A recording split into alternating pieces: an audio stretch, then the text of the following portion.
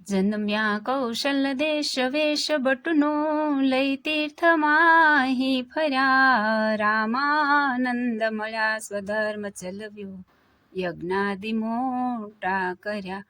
મોટા ધામ રચા રહ્યા ગઢપુરે, બે દેશ ગાદી કરી. અંતર ધ્યાન થયા લીલા હરિતણી, સંક્ષેપમાં ઉચ્ચરી. એક સમયે સ્વામી વડતાલમાં હતા અને ઝોળ ગામનો પાટીદાર ભક્ત ભૂલો સ્વામીને દર્શને આવ્યો હતો. ત્યારે સ્વામીએ ભૂલા ભગતને કહ્યું, જે તમારા ગામમાં મંદિર નથી? ત્યારે ભૂલો ભગત કહે, મારું ગામ સ્વામી મુસલમાનનું છે, ત્યાં મંદિર કરવા કેમ દે? ત્યારે સ્વામી કહે, તેનો શો ભાર છે? ચાલ, હું તારી સાથે આવું અને તું આજે ત્યાં જઈને ઈંટો તથા ચૂનો વગેરે તૈયાર કર અને પછી મારી પાસે આવજે. પછી ભૂલો ભગત ઘરે જઈને ઈંટો તથા ચૂનો વગેરે સામાન તૈયાર કરીને સ્વામીને તેડવા માટે ગાડું લઈને આવ્યા. પછી સ્વામી પોતાની સાથે 60-70 માણસ લઈને તથા કડિયા વગેરેને પણ સાથે લઈને સ્વામી ઝોળ ગામ પધાર્યા અને ગામને પાદર જઈને ડેરો નાખ્યો. પછી સ્વામી ભૂલા ભક્ત સાથે જગ્યા જોવા નીકળ્યા અને જે જગ્યા ગામધણીની હતી તે જગ્યામાં સ્વામીએ મંદિરનો પાયો ચિતરી દીધો. ત્યારે ભૂલે ભક્તે કહ્યું, જે સ્વામી, આ તો ગામધણીની જગ્યા છે. ત્યારે સ્વામી કહે, તારે શી ચિંતા છે? તારે તો હું કહું તેમ કરવું છે ને? પછી સ્વામીની આજ્ઞા પ્રમાણે સૌ સંત તથા પાર્ષદ તથા હરિજન વગેરે પાયો ખોદવા લાગ્યા.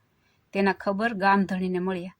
તેથી પોતે ગામધણી સાથે 5-7 બૈરા અને કેટલાક મુસલમાનોને લઈને સ્વામીની પાસે આવ્યો અને સ્વામીને કહેવા લાગ્યો, જે આ કોના કહેવાથી જગ્યા કરો છો?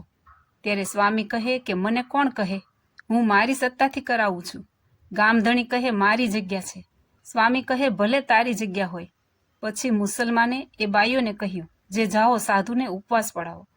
પછી બૈરાઓ જેવા સાધુ પાસે ગયા તેવો જ ત્યાં એક મોટો નાગ નીકળ્યો અને સૌ આઘા પાછા નાસી ગયા અને ગામધણીની છોકરીને તે નાગ કરડ્યો. તેને ઉપાડીને સૌ દાટવા ગયા અને દાટીને ઘરે આવ્યા.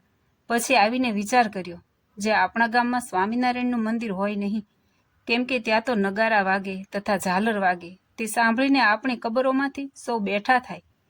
તેવો વિચાર કરીને વળી સૌ જ્યાં મંદિર થતું હતું ત્યાં આવ્યા અને તે સૌ મળીને મંદિરનું ચાલતું કામ અટકાવવા લાગ્યા. તે વખતે ભૂરિયો નાગ નીકળ્યો અને તેને ભાળી સૌ ભાગ્યા અને ગામધણીની પાછળ ભૂરિયો નાગ દોડીને ફેણો મારવા લાગ્યો. તેથી તેના હાથમાંથી હોકો પડી ગયો અને પોતે પણ પડી ગયો અને તેના છોકરાને તે ભૂરિયો નાગ કરડ્યો.